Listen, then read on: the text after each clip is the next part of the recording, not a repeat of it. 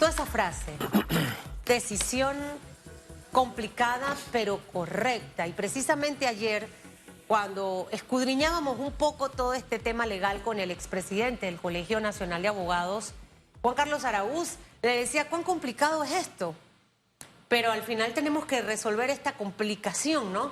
Y parte de lo que ha complicado todo es la paralización, señora viceministra Argüelles, de la educación panameña, que ya todos sabemos que es una educación que es deficiente, que tiene muchas cosas que reforzar y mejorar, y vino la pandemia y todo lo que pasó, y todavía le colocamos esta cereza del pastel. Cuando yo veía ayer ese comunicado del tema del descuento, yo me preguntaba, ¿en alguna oportunidad en nuestra historia, señora viceministra, esto ha ocurrido, que se le descuente a quienes no asistan a cumplir su trabajo? Primero, para que me ponga en perspectiva eso, en qué año, cuándo pasó, no sé si en esta administración. Y segundo, si en esta oportunidad esto va a ser real. Buenos días. Buenos días, Susan, Hugo. Gracias.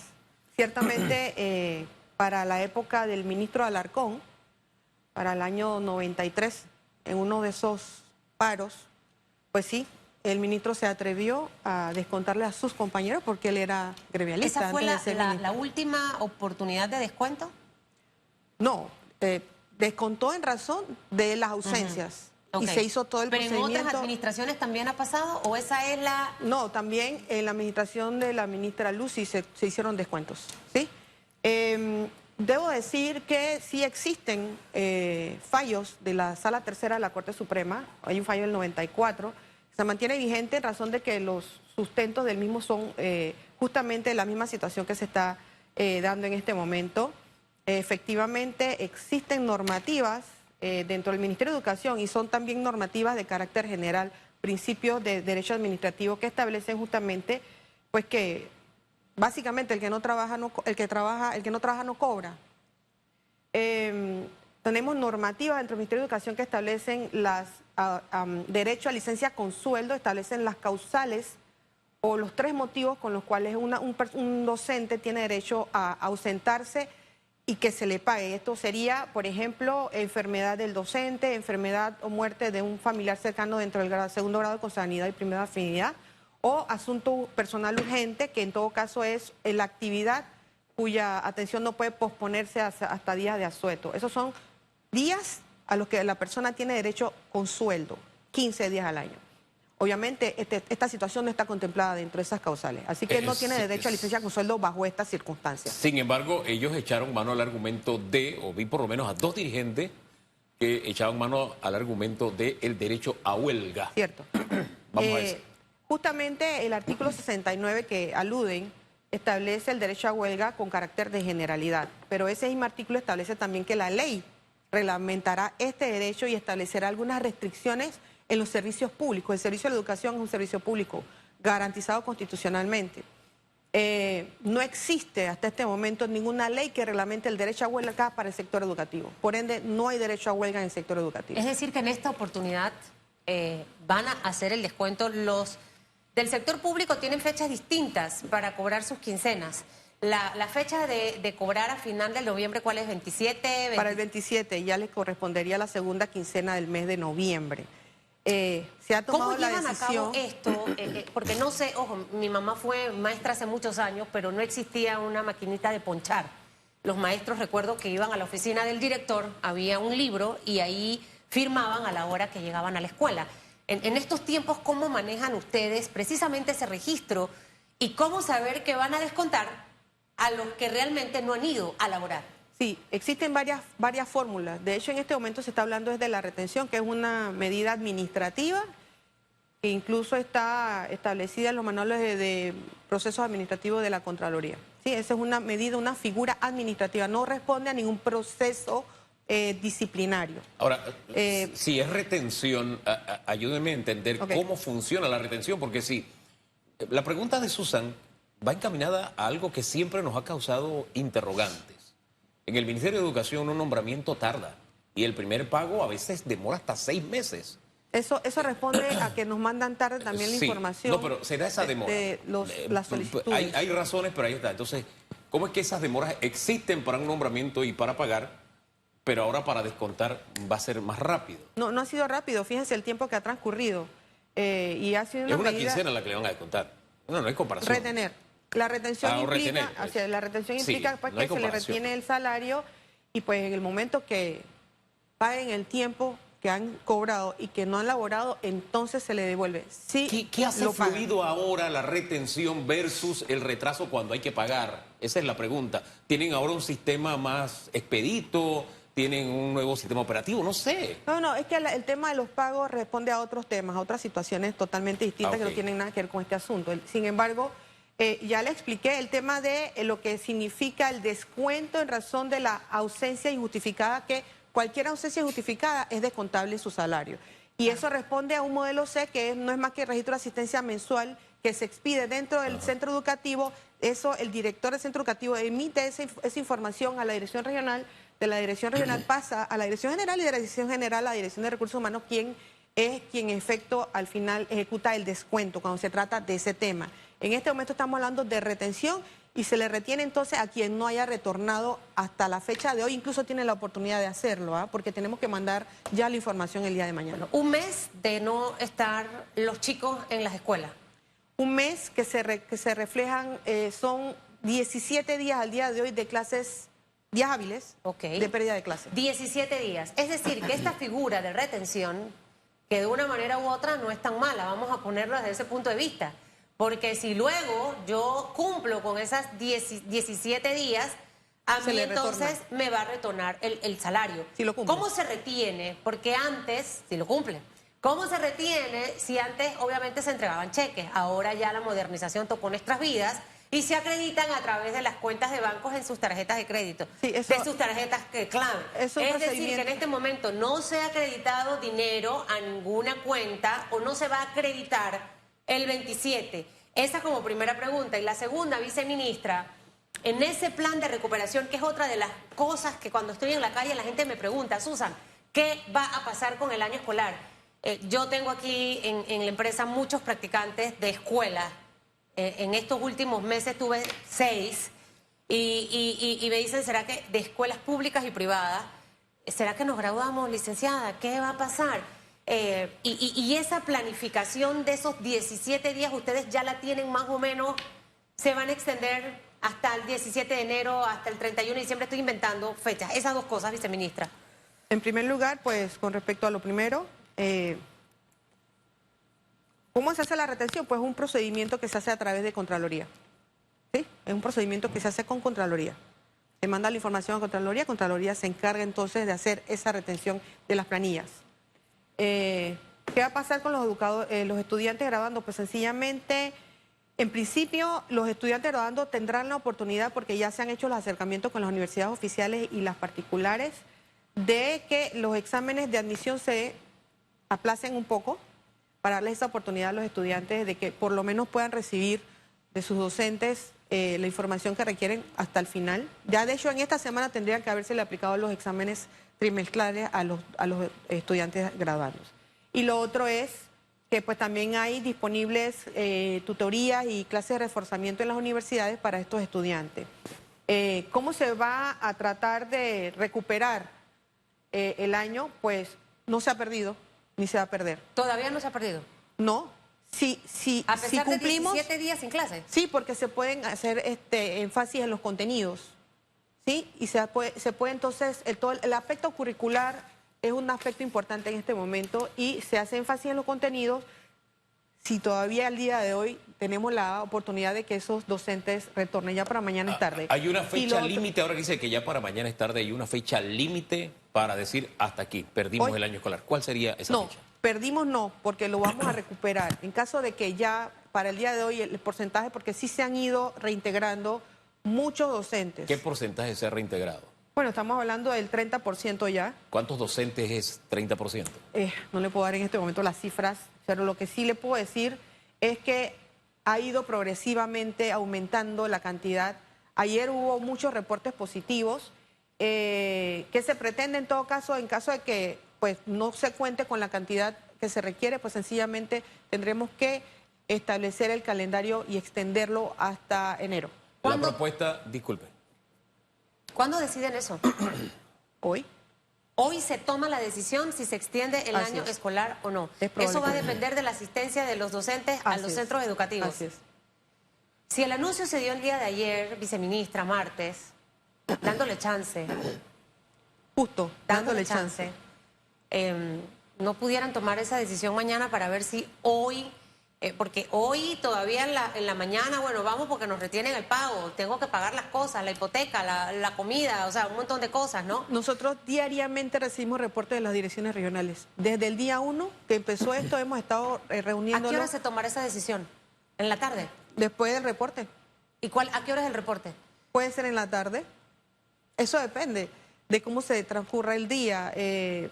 Tenemos hoy mucha actividad en el ministerio, así es que... Pero hoy se decide si se extiende es muy el año probable que escolar. sí, porque en realidad depende justamente del porcentaje de retorno, ¿sí? Si tenemos un porcentaje alto, pues sencillamente podemos hacer el tema de los ajustes en el currículo y de los contenidos. La petición Si que no, hizo... entonces se extenderá el año. La petición que hizo un sector de padres de familia de que se cerrara el año con 2 trimestres, ¿ustedes la han visto viable? ¿No la ven? ¿Cómo la consideran? No consideramos que sea lo correcto en razón de todos los antecedentes. Hemos venido de 2 años de efectos negativos y perjudiciales de la pandemia.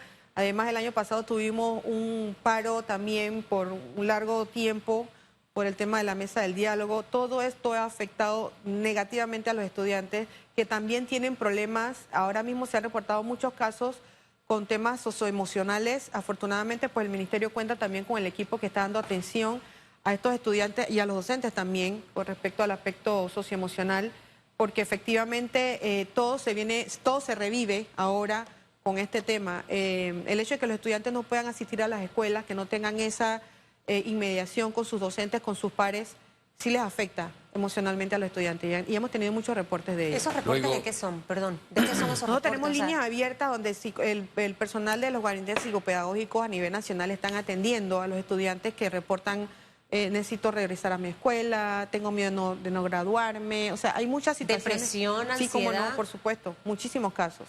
Y se les está dando atención. luego de tomar esta decisión, ¿ha habido comunicación? ¿Han tenido comunicación con los dirigentes gremiales? La ministra mantiene esa comunicación directa y fluida. Ellos han mantenido siempre una actitud un poco firme con respecto a sus posturas. La ministra siempre ha sido una mujer pues que ha tratado de abrirse al diálogo a pesar de todas las situaciones que se han dado y hasta irrespeto, pero pues ella siempre está dispuesta al diálogo y por eso hemos hecho los llamados de esta forma, ¿sí?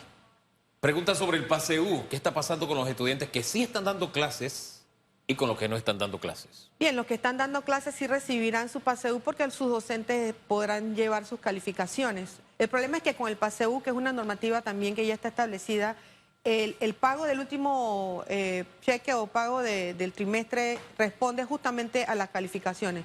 Y si los docentes no están y no califican a los estudiantes, pues los estudiantes no podrán recibir lamentablemente este pago. ¿Cómo se manejará ese desfase entonces con los que no están dando clases? Una vez se emita la información, se pasa al IFARU y solo recibirán los que han estado en clases y reciban sus clases. Otra de las preguntas que surge mucho en la gente, yo soy como la encuestadora, voy recabando toda la información.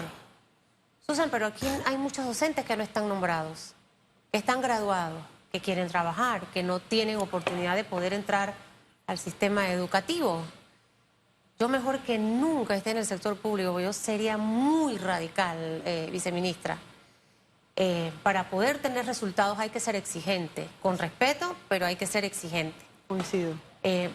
En algún momento, estando la educación panameña como está, hemos pensado en esa opción, quizás de traernos a toda esa gente que está allá afuera, que no tiene trabajo y que mete papeles, porque usted va a la Universidad de Panamá y hay cientos de personas estudiando educación, personas que se están preparando y que se están capacitando. Esa opción pudiera estar en la mesa y todo por el bien de los estudiantes de no perder el año. No lo dude. Yo en algún momento lo dije, creo que fue aquí en una entrevista, que había más de 25.000 docentes que están fuera del sistema y que quieren ingresar. Cuando sacamos a concurso las posiciones vacantes, apenas llegamos a 3.000 disponibles. pero afuera hay 25.000 que quieren entrar. ¿Y esos 25.000 no pudiéramos llamarlos? ¿Quién debería tomar esa decisión? Al final, por el bien de los estudiantes. Todo responde a un proceso de nombramiento y selección que está establecido en un decreto, que es el 203 de 1996, y que ha sido múltiples veces modificado. Hay un texto único que es el resuelto 807, que establece todos los procesos de selección, de nombramiento de personal docente, directivo y de supervisión de los centros educativos en el sistema educativo. Así es que todo responde a ese procedimiento. Hay que cumplir con ese procedimiento para que el personal que está afuera pueda ingresar.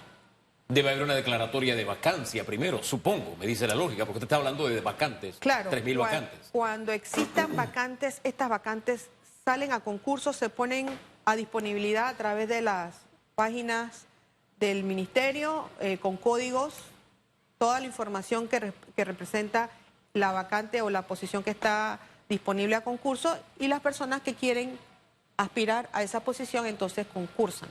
La ley... Tiene que haber una vacante, como usted dice. ¿La ley necesita revisión? O sea, quizás llegó el momento de un tema del que nunca hemos querido hablar, del que ningún gobierno se ha atrevido a discutir precisamente por el caos que genera con el supuesto costo político, pero quizás ya llegó el momento de hacer una revisión que sea un ganar-ganar, tanto para docentes como para los estudiantes, pero que en situaciones como esta tengamos plan B y que no estemos amarrados a una norma que data de hace muchos años y que no permite al final que sean los estudiantes los que salgan beneficiados, sino que se perjudican. En el Ministerio de Educación tenemos normativa muy vieja. Hace un momento les mencioné el decreto 681 que data del 52. Muchas de estas normativas, y que fue modificado en el 97, muchas de estas normativas ya no responden a la realidad actual. Y ciertamente sí requieren de muchas modificaciones. Tenemos un decreto 100 de 1957 que es el que rige las atribuciones y funciones de los servidores del ministerio. Entonces, ciertamente se ha ido trabajando en todas las modificaciones, pero créame que normalmente existe algún tipo de resistencia, y eso es lo que a veces... El decreto 618 es del 52 y es el que establece las faltas y las sanciones al personal educativo. Ese es del 52. Ay, claro. Sí, entonces, de 1952. Tampoco responde a la realidad, pero eso implica todo un trabajo que, créanme, yo se lo puedo decir por experiencia propia, porque pues antes de estar designada acá, pues yo trabajo en asesoría legal del Ministerio de Educación. ¿Cuántos años lleva allí para que...? 28 años. Es decir, que no es que es del gobierno Benito, tiene 28 años de trabajar en el Ministerio de Educación y que usted lo diga, ¿no? Institucional, por decirlo de alguna forma. Así es. Ahora, profesora, institucional. Algunos dirigentes han planteado que ya los docentes necesitan un aumento y que para el próximo año quieren aumento. Ustedes han evaluado, ¿por qué baja la cabeza? ¿Le impacta la noticia? Perdón. Eso hace como... No, es que pensé que le había impactado la noticia. Ya han anunciado que quieren aumento. ¿Cómo toma el Ministerio de Educación esta petición? Bueno, ellos tienen derecho a tener aspiraciones, ¿sí? Ojalá y pues eso respondiera también a otras actividades. Incluso el tema de la evaluación es importante también, ¿no? Así es que, pues yo asumo que en algún momento se tomarán en cuenta esas peticiones. ¿Pero este gobierno hará algo en esa línea? No le puedo señalar si efectivamente eso será alguna situación que se va a atender en este gobierno. ¿No? La voy a Esa no es- salvar. Esa Gracias. decisión no la toma la viceministra Argüelles. Para nada. Esa decisión la toma nuestro máximo líder, que es el presidente de la República, y tan solo a 7 meses, con el país revuelto como lo tenemos, no sé si sea tan rentable. Lo que sí es cierto, viceministra, es que al próximo presidente de este país, que muchos están con ansias de llegar a esa silla y a veces cometen muchos errores en ese querer llegar a ese poder, van a tener que enfrentar muchos retos. Uno de ellos, el sistema educativo. Sin lugar a Usted dudas. tocó otro punto fundamental. Yo he tocado unos puntos ahí álgidos que ya estoy recibiendo a los chats, ¿no? De reemplazar a los que no van a trabajar por esos 25.000 que están allá afuera, que quieren trabajar. La evaluación. Si tú no mides, no puedes obtener buenos resultados. Y al final, mi mamá fue maestra, se jubiló muy temprano con la ley especial, como a los 41, 42, con $600. Y cuando ella ve hoy lo que ganan los docentes y todo lo que ocurre, la cara de ella es épica. Pero ¿cómo medimos realmente los resultados? Si siempre viene esa propuesta de resistencia a los métodos de evaluación. ¿Es urgente, necesario? ¿Cuánto es el salario? Esa me la responde primero, actualmente de un docente. ¿Y por qué es necesario ya hablar de un sistema efectivo de medición en el sistema educativo? Bueno, el salario mínimo supera los $1.000, ya, lo supera. Y pues se ha trabajado en ese sistema de evaluación. Eso responde también a otra normativa que se ha ido discutiendo y que, pues en principio, la evaluación no responde a determinar si el personal está o no calificado. Sí, obviamente, pero para que en caso de que exista algún tipo de situación que resolver o que atender, pues se capaciten y resuelvan. Ellos entienden que esa evaluación es para destituir. Obviamente hay otras motivaciones que pueden generar esos resultados, pero la evaluación no responde a eso, es para la mejora. Pero no se ha logrado. Todavía no se ha sacado o no se ha terminado de discutir el procedimiento de evaluación a través de la normativa que la rige. Hombre, viceministra, muchísimas gracias por acompañarnos esta mañana y darnos luces sobre dónde estamos y hacia dónde vamos. Hay muchos claroscuros en el futuro todavía. Y en esos claroscuros a veces perdemos de vista que el sujeto y objeto de la educación es uno, es el estudiante. Yes. Y que si bien es cierto, toda protesta es válida, debemos medir cómo mi protesta por mi derecho afecta el derecho de otro. En este caso, el derecho a la educación. Yo vengo de una generación que, gracias a Dios, hubo docentes que, si bien es cierto, se dieron paros hasta de 2 meses. De esos docentes, casi la mitad nos daban clases de refuerzo. No había WhatsApp, no había nada de eso, no había Zoom, pero ¿sabes qué? Nos poníamos de acuerdo y en las tardes nos daban clases. Eran docentes que, bueno, creo que ese ADN todavía permanece en muchos de los docentes porque, siempre insisto, yo los respeto, los quiero mucho. Tengo un hermano que es docente, para mí el mejor profesor del mundo, y veo esa entrega. Vocación. Y mi aspiración es que esa entrega surja porque... Hombre, las vías para luchar políticamente son infinitas y no necesariamente las únicas son las que afectan a los demás. Se las dejo hasta ahí. Gracias, le reitero, viceministra. Vamos a la pausa y que le vaya regresamos bien en segundos. Este trabajo de ustedes es complicado.